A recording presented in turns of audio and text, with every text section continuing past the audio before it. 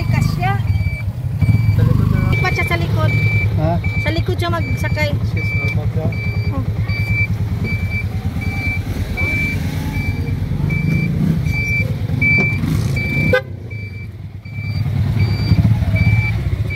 Ayan, nasa likod ang anak ko. Our hearts beat to the city streets.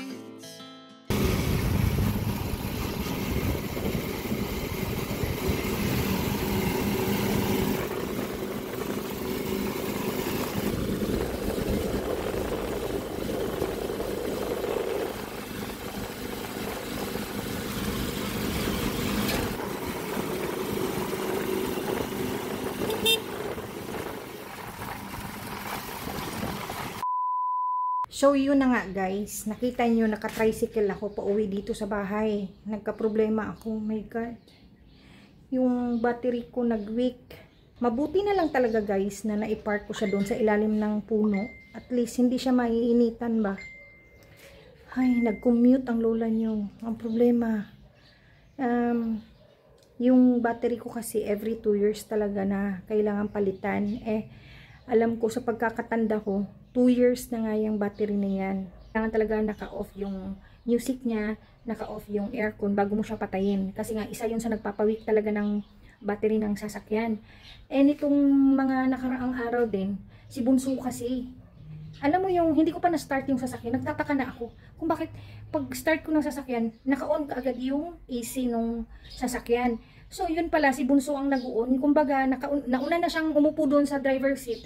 Talaga namang ino-on niya. Kaya, tsaka ang tigas ng ulo. Kaya nga, sabi ko talaga magwiwik na talaga tong battery na to. Hindi nga ako nagkamali. My God, nag-tricycle ako. Actually, doon na nga ako sa may highway na sumakay ng tricycle. Kasi naghanap nga ako ng mekaniko guys. Kasi nga, gusto ko nga siyang, ipa-start ba, ipa-jumper ko siya. Kasi nga, based kasi sa experience ko, nangyari na rin yan sa akin ng ilang beses talaga. My God, ang kagandahan lang, at least, na-park ko siya ng maayos. At doon talaga sa ilalim ng puno ko siya na-park. So, ibig sabihin, hindi siya maiinitan talaga. Subuon lang yung sasakyan ko sa labas ng school. Mamaya ko na po problemahin, guys, kung sino ang lalapitan ko para tumulong sa akin. Mag-iisip muna ako. Tara, pasok na tayo. Ayoko ma-stress today. Talagang iniiwasan ko ma-stress, guys. Dahil wala na tayong magagawa. Nangyari na. Parang kasi pag may problemang dumating tulad niyan ngayon, unexpected, hindi ko na kailangan pang magmuryot-muryot guys. Kailangan natin na pag-isipan natin ng solusyon. Hanapan natin ng solusyon yan. Madali lang yan. So, kailangan ko na siyang palitan ng battery. So mamaya, pagsundo ko kay Bunso, samahan niyo kung magkukumute ulit tayo. My God. Matutuwa nitong mga bata kasi magkukumute. Ayaw kasi nila yung kasi naku-curious sila ba, gusto lang sumakay ng tricycle. Kaya I'm sure na matutuwa sila. Hindi yung matutuwa dahil na-weak yung battery. Matutuwa dahil makakapag-tricycle na sila.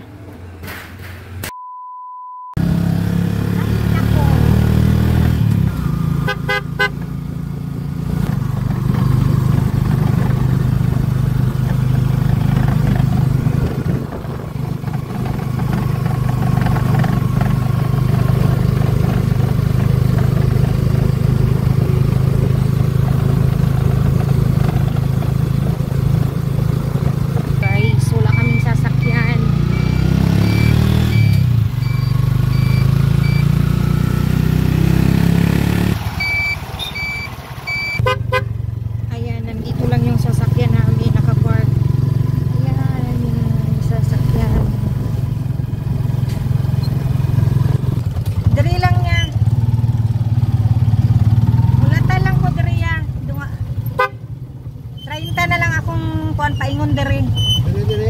Oo. Kailan mo kasi mong kuan.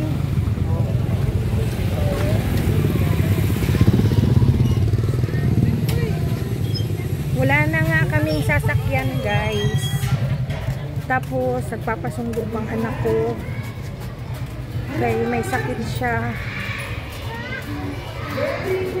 Grabe ang malas ko sa araw na to.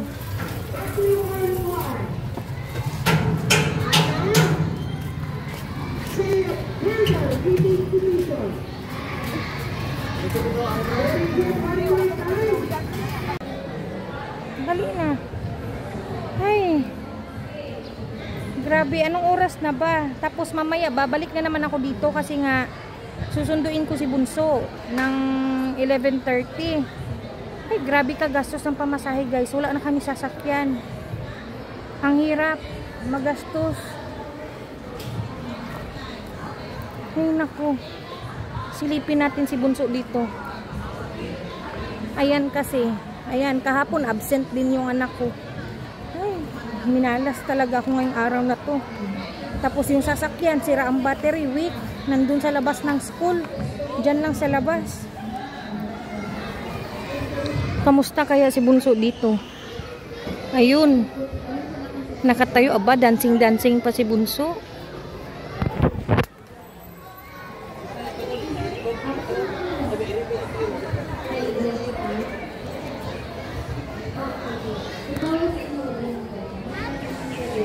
Balik lang ako mamaya.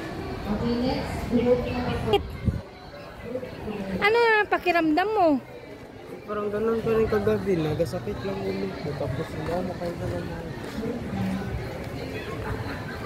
Magpahinga ka, huwag ka na mag-cellphone ha.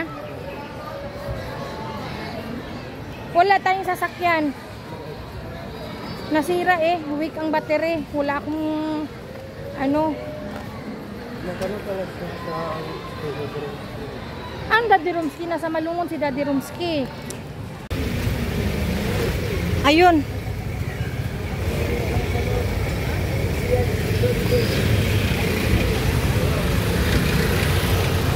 Sakay na.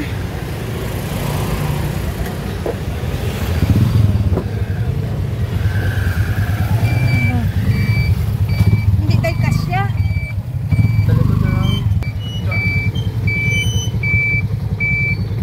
Sa likod ka? Yeah. Lipat lang siya sa likod, Yabe. Maglipat siya sa likod. Ha? Sa likod siya magsakay. Sis, normal ka? Oh.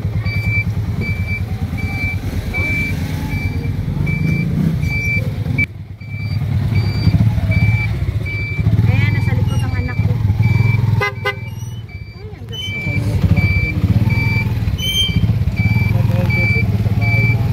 Mayroon eh.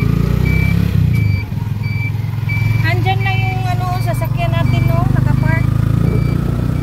Doon sa gihintuan natin.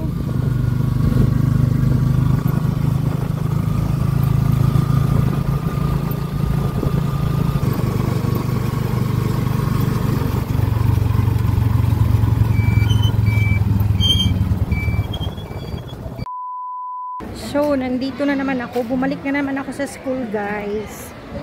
Naka-tricycle. Kasi 11:30 yung uwian ni Bunso. Kaninang umaga bumalik ako. Naka-tricycle din.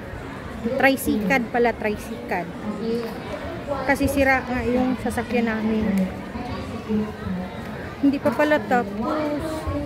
Ayan, hindi pa siya tapos. Wait na lang natin si Bunso dito. Total, naghihintay naman dun si Manong sa labas eh. Yung tricycad. Tingnan natin yung reaction ni Bunso pag nakita niya na magta-tricycad kami. Ayan, uwian na sila. Ang tagal naman ni Drex. Tagal ni Bunso. Yung mga gamit niya, binalik niya pa sa bag niya. Very good. Bilisan mo, Bunso. Naghahintay na yung tricycad. Hindi niya alam, guys. Hindi niya alam na magka-tricycad kami na wala kami sasakyan.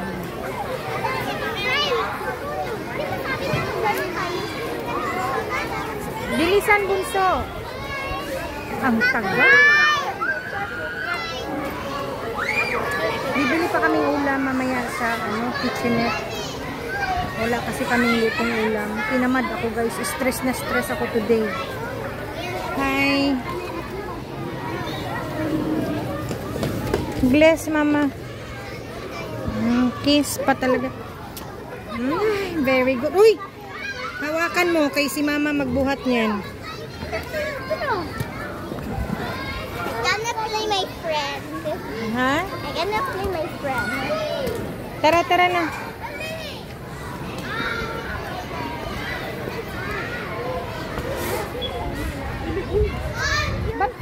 ano doon sa room kanina? Ba't ka nag-akyat sa chair? Ha? Hindi nagalit si teacher? Okay lang? Titingnan natin yung reaction niya, guys. Hindi niya alam. Wala siya kay balo nga mag-tricycad siya.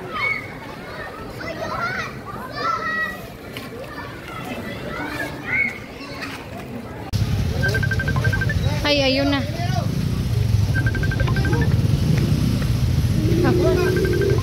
Pasok na dyan.